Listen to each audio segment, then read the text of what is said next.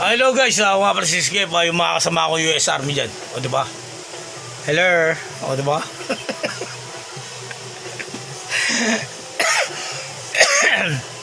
O diba? Mas lalo sa batalyon ko ha. Kaya sinasabi ko sa inyo eh. O diba? Kaya tunay na pangyayari guys. O diba?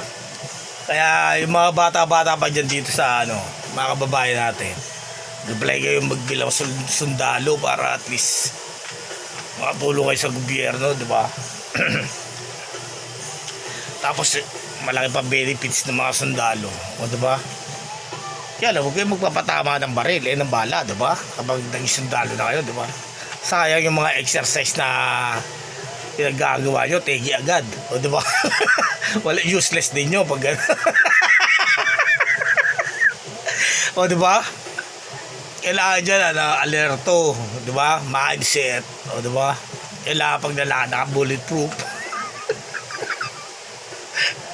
O di ba? Yan tunay, mas lalo sa mga province, di ba? Mga gera-gera. Yan tunay.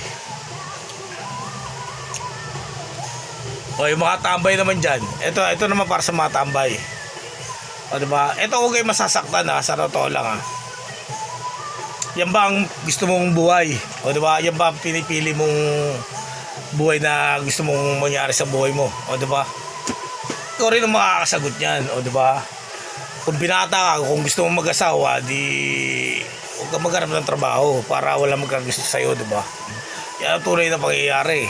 Kaya isang babae kasi bira tamad eh. Karamihan nangyayari sa lalaki. O diba? Yan ang tunay na pangyayari. Barga-bargada. Gusto nyo pag sasampalin ko kaya kayo lang. Joke lang. Baka nainis na naman kayo sa akin. Vlog lang to, vlog lang ha. O diba? O sige na, hasta la vista baby. Are you there?